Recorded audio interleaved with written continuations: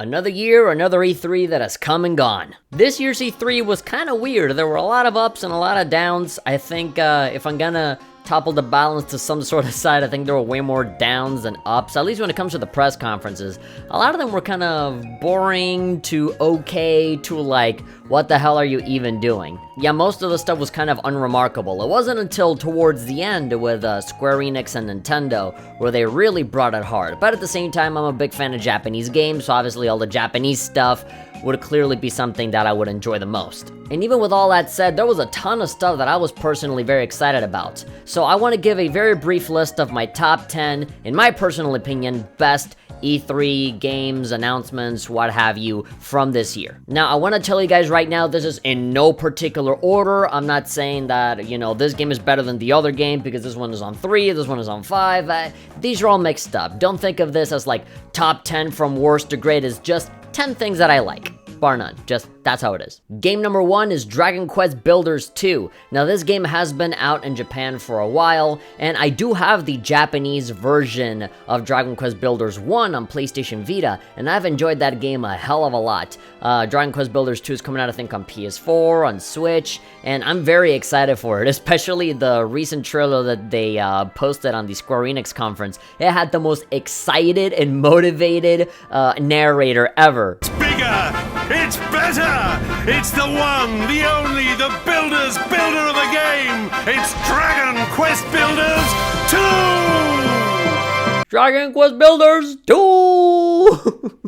He sounds like a superhero, like up and away. That's his catchphrase when he goes up. Dragon Quest Builders 2! The children of Hargon, the vile cult. That particular trailer did a very, very good job at explaining everything that you can do in the game, why it's so fun, all of the online co-op stuff, building, all of the different structures that you can make, the battling, the story. They just made it look really, really cool.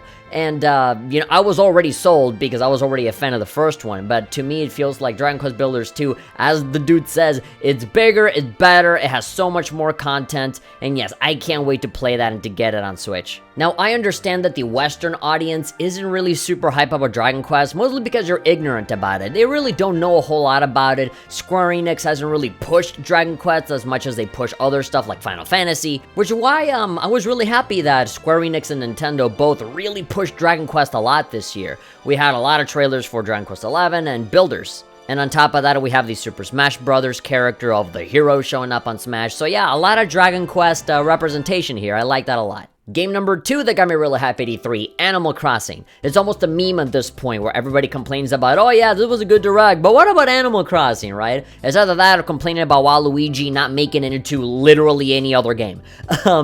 Yeah, so Animal Crossing, we finally, during the Nintendo Direct and during the Nintendo Treehouse, we got some good, chunky, extended gameplay. Why did I say chunky? It sounds gross, some chunky gameplay. We got some substantial, long gameplay for Animal Crossing. All of the menus got completely overhauled. The graphics look beautiful. It kind of looks like when you're playing Minecraft, and then you have the shaders mod on top of it. Like, it kind of looks like that, you know, better lighting, better shadows and stuff. Animal Crossing New Horizons is what it's called. All of your favorite characters are there. Tom Nook is there. I like the idea of going onto a deserted island and kind of making the island on your own from scratch, as opposed to, you know, having a place that is already established with stuff, right? I think it's a fun direction to take. I think there's a lot that you can do with this. It's obvious that there's a lot of improvements, especially with movements, where you can like take a pole and like boop, jump from, you know, across the river from one place to the other instead of having to build up a bunch of money to make a bridge that lasts forever to do. So yeah, everything is looking fantastic with that game. I have no doubt that that'll be a good-ass product that everybody's going to play, especially now that there's some really cool online elements. I remember when Animal Crossing came out on the Wii, my brother could not stop playing it, and then I got into Animal Crossing with New Leaf on 3DS, and yeah, I love that game to death. That was my first Animal Crossing. So I'm very much looking forward for this new one on Nintendo Switch, which looks like a complete overhaul of everything that we know, but at the same time is the same Animal Crossing that we know. So yeah, I have all the faith in the world that in March of 2020, we're going to be getting this. So yeah, it got delayed, but still, the longer they take to make the game, it'll probably end up looking better by the end of it. So I can totally wait. Game number 3 that really impressed me during E3 was Doom Eternal. Now, if I was ranking all of these from worst to best, I'd probably put Doom Eternal either on number 2 or number 1 because it was so hype seeing Doom Eternal run with a whole bunch of different mechanics. You know, when I was playing Doom 2016 on a live stream, I was saying like, you know, it can't get any better than this. You know, this is probably one of the best reboots for any video game that I've played in a very long time. You know, you can't really say that when it comes to reboots. Usually you're like, oh, the original is better, or, you know, they ruined this and they ruined that. No, pretty much everything about Doom 2016 was fantastic. And it got even better when you go into, like, the arcade mode and stuff like that. So, yeah, what the hell are they gonna do, you know, that is going to improve upon this already fantastic game? Well, turns out a lot. When you look at the footage, they give you these trailers that show you a bunch of stuff that we never saw before, like more platforming elements, items that kind of spin around in a very video gamey kind of format, as opposed to making it all super immersive and realistic, right?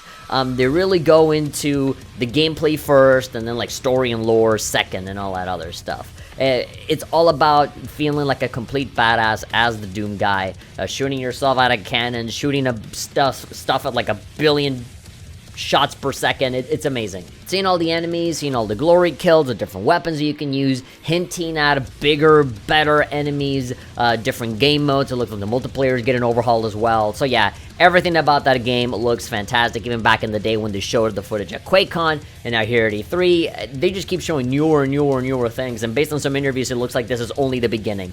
So yeah, I honestly can't wait to play that. Game number 4 that got me really hyped: The Legend of Zelda: Link's Awakening. Again, when it comes to reboots and remakes, this is probably one of the better ones. I was never expecting the art style that they ended up having. Usually when it comes to these sort of things, like I remember about Link to the Past when it came out in Game Boy Advance, they added like the Link Ocarina of Time, you know, voice sound effects for Link, you know, Minish Cap, and a whole bunch of these other smaller games like Triforce Heroes that kind of have that de facto Wind Waker art style. As sort of like the, oh, how do we make this game look nice? It's just add the Wind Waker style, you know, that's kind of the best looking one, right?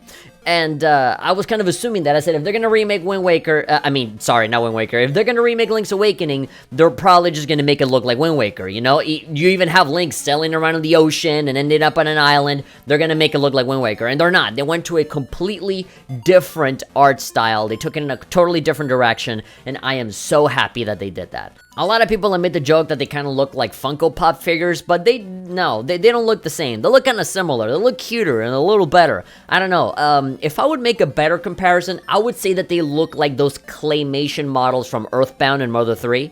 It's kind of more similar to that. In fact, if they ever do like a Mother 3 or Earthbound remake, then I would probably want it to look like this, honestly. The gameplay seems really tight, really smooth. They're adding more content by having Danpe in there helping you sort of build your own dungeons, where you can basically take any of the previous rooms from the game and kind of reorder them in whatever way you want, so you can get different items. The graphics look amazing. Again, very like Minecraft shaders mod kind of way. The music seems completely overhauled. The sound is so great. The only thing that will make this better is if they give you an option to listen to the older music from the original Game Boy game. You still have all of the Mario references in there. Chain chomps are still there. You can still jump and attack into the air. You have the Windfish and the Windfish theme song and stuff. Yes, everything is shaping up to look great. The original Game Boy game, I thought it was really good. So, you know, I already know going into this is already going to be a decent game. All they got to do is make it look and sound fantastic, and that's exactly what they're doing. Next up on my list is video game number 5. Now, this one, believe it or not, is not from the Square Enix or the Nintendo Direct. This is from the Microsoft press conference, and that is Phantasy Star Online 2. Probably the biggest, most hypest reaction that I've ever had to anything is Phantasy Star Online 2 finally being revealed, because it's one of those legendary games that you don't really think is ever gonna come out, right, in the West. You have those games like, oh, you know, Half-Life 3 or Final Fantasy 7 Remake up until, you know, recently, where it actually is happening, right? But Shenmue 3, all of these games that, you know, they had this cult status of like, oh, will it ever come out? But then they eventually do come out, right? And Phantasy Star Online 2, even though it was available in Japan, and there's fan translations and stuff like that, they never had an official Western release for, I think, like 7 years. Yeah, a lot of fans have been wanting to get into that game, and they can't because of the language barrier, and finally finally, we're getting it for Xbox, PC, and I think Phil Spencer confirmed that it will be coming out on PS4 and Switch. So that's amazing. Considering how, Phantasy Star Online is a game from 7 years ago, I can only assume that, it'll run fairly well on any PC made for gaming today. So it is very likely that I'll get it on PC, and it is an MMO, and MMOs usually have a lot of menus and managing, and there's a chat and stuff, so I think it might be better for me just for the keyboard and the mouse and stuff. But man, having it on Switch, that sounds like a really good idea. This game is also kind of like the definitive edition, where it has all the expansions, it has all the content, all of the stuff that you might want, completely free to play. Now, obviously, that doesn't mean that the whole game is free. There's obviously, other stuff that, you're gonna have to pay for, if you want. But still, the fact that we're getting the game, oh my god, it's a dream. It's a dream come true. It's a dream come true. Go watch my reaction. I lose my crap over that one. And now let's go back to Square Enix and Nintendo. We have, I think that's literally the only one that I have from any other press conference that is not Square Enix and Nintendo. I mean, I reacted to a bunch of stuff. I reacted to Ubisoft, I reacted to PC Gaming Show, Limited Run Games, all of these. And yeah, kind of like the big stuff that I wanted was from those two conferences. So yeah, apologies if it's a little narrowed down. But I'm just talking just from my heart, how I feel about it. So yeah, I apologize if I come off of a little bias. I've always been a fan of Japanese games, which is why video game number 6 is No More Heroes 3 by Suda51 that came out in this year's Nintendo Direct. I was blown away by it. Graphically, it looks amazing. Still, when you go back to the Nintendo Wii original No More Heroes, it really doesn't look that bad. Obviously, it looks as old as any other game would be, but I don't know, the art style, the, how do you call it? The cell shading and stuff, I feel like it still has kind of its own unique aesthetic, its own style that I feel still holds up today. That and No More Heroes 2 as well. Now that we're moving on to No More Heroes 3, after Travis Strikes Again, No More Heroes, the Switch game, that I think I would like to give that game the award of the most misunderstood game in the world. People say that it sucks, or, everybody for some reason assumes that it's a bad game because it's now No More Heroes 3, or it has a different gameplay style. I personally loved Travis Strikes Again, No More Heroes. It was almost like, a very personal Suda51 game where he's kind of like reminiscing on everything that is done in the past, whether he should, move on to continue making games or no, is very much a personal tale. Travis Strikes Again is less a game about Travis Touchdown and more about Suda51 himself. And I think, the culmination, the result of that game is No More Heroes 3. And there's two different trailers for this. There's like a bloody version and a non-bloody version.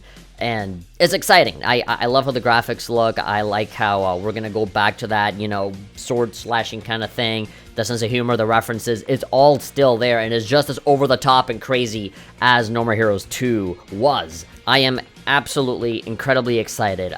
This makes me want to go back and play, the older games just so that I can, remind myself of everything, get caught up. It's beautiful. It's beautiful. Suda51 is like the Quentin Tarantino of video games, and I cannot wait. I cannot wait. Video game number 7 for E3 was Trails of Mana. So, at the moment that I was reacting to the trailer, I was assuming that, okay, this is a brand new Mana game. It has that Mana art style, and for some reason it just came out of my mouth that it's a brand new game. They made a new one of these. That is not the case. That is actually a remake of the third Mana game that never came out in the West. Maybe that's why I assumed that it was new, because to us here in America, it's a new game, right? So yeah, the game looks absolutely stunning. I love the way that it looks. First of all, I just like the style, the anime style that they got going for it. It's kind of like the box art and all of that other 2D hand-drawn art that we saw for, Secret of Mana, for Adventures of Mana, and it wasn't necessarily, translated one-to-one onto the 3D graphics, right? With the remakes or whatever. I feel like this one, for Trails of Mana, is truly like one-to-one. What you see in the 2D art is exactly what you see in 3D. It looks absolutely wonderful. The gameplay looks really, really fun as well. Very action-heavy. I feel like everything that I wanted out of these Mana games, I'm finally gonna get it here on Switch. And that's not all. At the same time, they also announced the collection of mana, which is out now. Like, they shadow dropped it for, like, you know, right here, later today, you can buy these games. And it's a collection of the original Adventures of Mana, and you have Secret of Mana, the Super Nintendo game, and the most shocking one of all, the thing that really makes this pack worth buying, Trails of Mana, like the original Trails of Mana that, again, never came out over here, fully translated in English. This is a new game for us, you know? We actually got a brand new Super Nintendo game in 2019 that we never got over here. You can play it. You can buy it right now on the Switch eShop. I haven't bought it yet, but I really, really want to. I'm a really cheap guy, so seeing like 40 bucks on it is like, I don't know. When you can emulate 2/3 of it very easily, right? I'm essentially just buying the game for the original Trails of Mana, and I'm already thinking of getting the remake. But yeah, everything related to that is fantastic. I love the refresher course by giving us all of the original games, and then hyping us up with this full-on 3D, completely remade remake with, you know, voice acting and better sound and better graphics and everything. Yeah, I am super duper up to playing all of that. Okay, now we're moving on to number 8 in the list. Number 8, it is Super Smash Brothers. This one is kind of inevitable. Of course, when I mean Smash Brothers, I mean very specifically the DLC that came out for Smash Brothers in the form of the hero, a whole bunch of different heroes from the Dragon Quest games. And of course, as a really, really big Dragon Quest fan, I was very happy that this was not just rumors and speculation. This is a real thing that we got. At the beginning, I only thought we were gonna get Erdrick from Dragon Quest 3. You'd just be the one guy and maybe some slimes in there and that's it, right? But no, Sakurai went the extra mile and he got not 1, but 4 different Dragon Quest characters as playable characters. I'm assuming it's like different skins and maybe they all have one alternative color. It's the Luminary from Dragon Quest 11, the dude from Dragon Quest 4, Erdrick from Dragon Quest 6, and my boy, the protagonist from Dragon Quest 8. They made a very, very, very wise decision in going for those 4 as the playable ones, and then the rest, all of the other ones that are left, are part of the final Smash, which is amazing. I did get a little sad knowing that most of the Western fans didn't really care about the Dragon Quest characters, and again, Dragon Quest really isn't super popular over here. It's really nowhere near as popular as Final Fantasy, so I get it. But it was also really fun going to Japanese YouTube and seeing all the Japanese reactors and stuff really freaking out over the Dragon Quest hero. The funny thing is that those same Japanese reaction people were equally as excited for Banjo-Kazooie, which that's the one that all of the Western people were like, yeah, just screaming and going wild. I mean, myself included. I grew up with a Nintendo 64 and Banjo-Tooie. I never actually played a Banjo-Kazooie. I always played a Banjo-Tooie.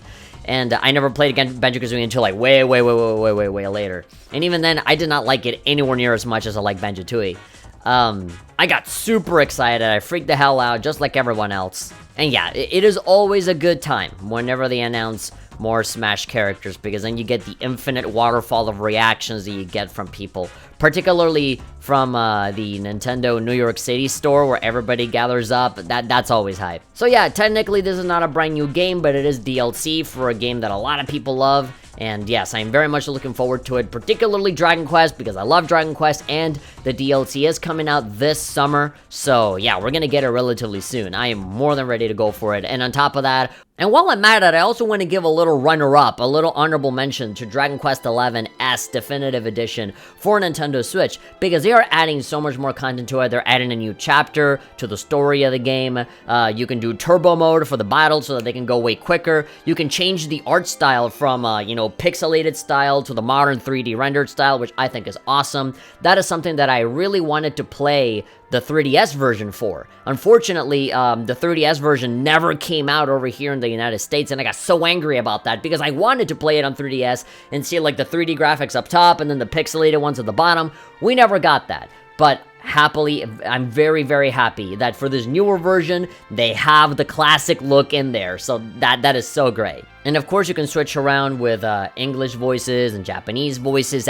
it's amazing. It's fantastic. Video game number 9 that got me really hype at E3 was the Avengers video game. I was surprised that a lot of people were confused, being like, okay, like what even is this game, man? To me, it seemed pretty straightforward. It seems like a regular, almost action-adventure, you know, brawler, punch a lot of stuff kind of game with very heavy story elements. To me, it seemed like half the game is just watching the game. I feel like they really just made another Marvel movie, but with a different cast of characters, and you can play it occasionally. There's gonna be co-op in this, so I think it will be fun to go online and everybody plays as a different Avenger while they go and beat people up and stuff. Obviously, I think there's gonna be more to the game than just, you know, punching a lot of things. Or maybe there is. I don't know. We gotta wait for this game to come out. It's gonna be like a 2020 release. It's still a ways off. I'm sure we're gonna get drip-fed a whole bunch more stuff as we wait. This is, I think, literally our first time really getting a good extended look at the game. During the Square Enix press conference, they kind of did pad it out a little bit. They had like the cast members introduce themselves as if they were like the same Hollywood actors, right? Because, you know, they're just like this weird status that, you know, the Hollywood actors were elevated to by being a part of the Avengers, right? You know, with Robert Downey Jr. and Chris Hemsworth and all those guys, you know, they all of those people are icons on their own, you know, on top of being, you know, Avengers characters. So maybe they were trying to replicate that as well by having everybody show up and talk about it as if they were like in Endgame 2 or something, right? It's like, okay, you know, you gotta chill. We don't even know if the game is good yet, right? But, yeah, I think it'll be fun, or entertaining at the very least, you know? As I said, this kind of feels like a brand new Avengers movie, and I'm down with that. And if you get to play it, then that's even more, you know, that's even better. And on top of that, they announced that all of the updates, brand new characters, brand new maps, everything that's going to be added to the game is going to be completely free. So, yeah, that makes me really happy. You know, the less DLC. They also said there's no microtransactions, no pay-to-win stuff, so yeah, if we can get a relatively complete game at launch and then free updates beyond that, that's a match made in heaven. And finally, we have video game number 10, easily one of the best showings at E3 so far. It was during the Square Enix during the conference. It was Final Fantasy VII Remake. Again, as I said about, you know, previous games, this game doesn't feel real to me yet. But the people that went to E3, they have played it and they have talked about it. And it's impressive that this is actually a real thing that's happening. The Final Fantasy VII Remake, like back in the PlayStation 3 days, at the beginning of the PlayStation 3, it was hinted at that we were going to see some sort of Final Fantasy VII Remake. Actually, no, it was like a tech demo or like a proof of concept. At the beginning, we saw that cinematic of Ares and Midgar and stuff, and everybody just kind of assumed that, you know, there'd be a remake, or that they would want a remake after that showcase. They were saying, like, okay, this is just us showing off the power of, you know, the PlayStation 3 by recreating, you know, the opening to, you know, to Final Fantasy VII with Ares and Midgard. And so ever since then, everybody has wanted a remake to Final Fantasy VII. They've kept asking for it, and asking for it, and asking for it. And, yeah, it kind of got elevated into that Half-Life 3 kind of status of, like, this is never gonna happen, this game is never coming out, they're never gonna do a remake, they don't care, especially when they have re-released Final Fantasy VII a whole bunch of times, right? And so when somebody, at E3 is always like, okay, here we go, you're gonna get Final Fantasy VII, everyone goes like, woo! And it's like, oh, wait, it's a re-release, it's like a PS1 classic for PS3, oh, great. And then there's another press conference, and it's like, oh my god, Final Fantasy VII related news, is this finally going to be the remake? And it's like, oh, it's Final Fantasy VII, the PlayStation 1 game, coming out on PS4. Oh wait, they're re-releasing it on Switch or whatever. It's always like the same old game, right? Coming out on all these different platforms. Oh, it's coming out on iPad, it's coming out on PC, PS3, PS4, Switch, you know? Everybody gets tired, right? That's, you know, kind of cements the thought of, like, this is never gonna happen, right? But then, the day comes, E3, what was it, like 2017, I think? Where they finally do it. They finally announce it, coming out on PS4, and then the hype kind of died down. After the initial announcement, Square Enix was super duper quiet, they didn't say anything, and we kind of went back into that same bullshit, right? Of like, oh, it's never gonna come out, they canceled it, this is gonna suck, it's gonna be awful. Video game fans, they're a very cynical bunch, let me tell you.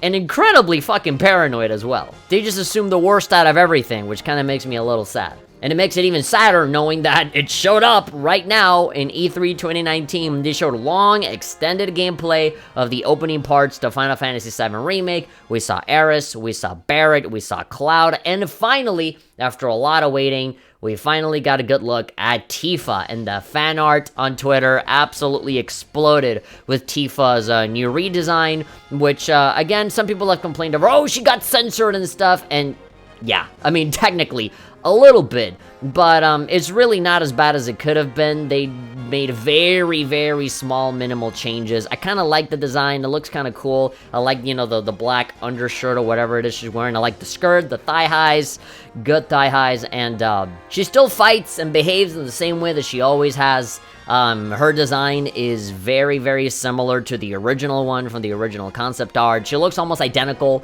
you know, to all of the other modern renditions and stuff. Seeing all the characters do stuff like spells, limit breaks, different kinds of attacks. Hearing people, like word of mouth from people that have actually played the game and talk about how good it plays and how great it feels. Hearing the amazing music, seeing Sephiroth, seeing the amazingly made cutscenes. My faith in this game never really was super low, but now I can be assured in that, you know, this one game, which is supposed to be like episode 1 out of a whole bunch of other different Final Fantasy VII games that they're gonna make, continuing the story, super duper mega HDified, it looks great. It looks like the whole game is going to be like a super long experience that takes place only in Midgard, and then all of the other future games after that, it will take place, you know, for what the rest of the story is supposed to be. I like that. A lot of people, when they think about Final Fantasy VII, they think about Midgard, which is a little ironic because you barely spend any time in Midgard during the original Final Fantasy VII. I think, correct me if I'm wrong, but I feel like out of all of the time that you spend playing Final Fantasy VII, I think like the first 2 hours or so is Midgard, and then never again. You're just like, you go to all these other different places. So yeah, I think it's really fun that, you know, this first chunk of the game is just going to be only Midgard and really explore that place in its entirety. And of course, seeing the recreation of all the stuff that we already know from the original, fully voice acted, great music, the fights. A lot of people are really worried about the combat system. It's very Final Fantasy 15. I personally like it. I think it looks great. You know, obviously I would not have minded a turn-based kind of system, but I feel like these changes are definitely for the best. So yeah, I think out of all of the games that I've seen from E3, the one game that really makes me think like, yeah, this is what I come to see E3 for, right, is definitely Final Fantasy VII Remake. Now, again, it's a remake, something that we already know about, you know, it's not a completely new IP or whatever, but, yeah, man, it's just a game that everybody's been waiting for so long, and I have lived long enough to see it, so, yeah, it's still hype. This might as well be a brand new game. You know, if Final Fantasy VII, the original, didn't exist, and this is barely like the first time we see Cloud or whatever, and just call it Final Fantasy 16, then sure, man, I'd eat it up. I'd eat it up, man. It's, this might as well be new. I am very jealous about the people that don't know anything about Final Fantasy VII, and they're seeing this for the first time, and it's like, this is gonna be their very first experience. Like, wow, dude, I envy you. And there you have it. Those are my top 10 best games from E3. It was a fairly comprehensible list. It makes sense based on the kind of games that I like. I mean, there were obviously a whole bunch of other games that I could have mentioned on here, but I just wanted to keep it down to 10, because if I didn't keep it at 10, it would just, I would mention every single game in the Nintendo Direct, and, you know, everything else from Square Enix.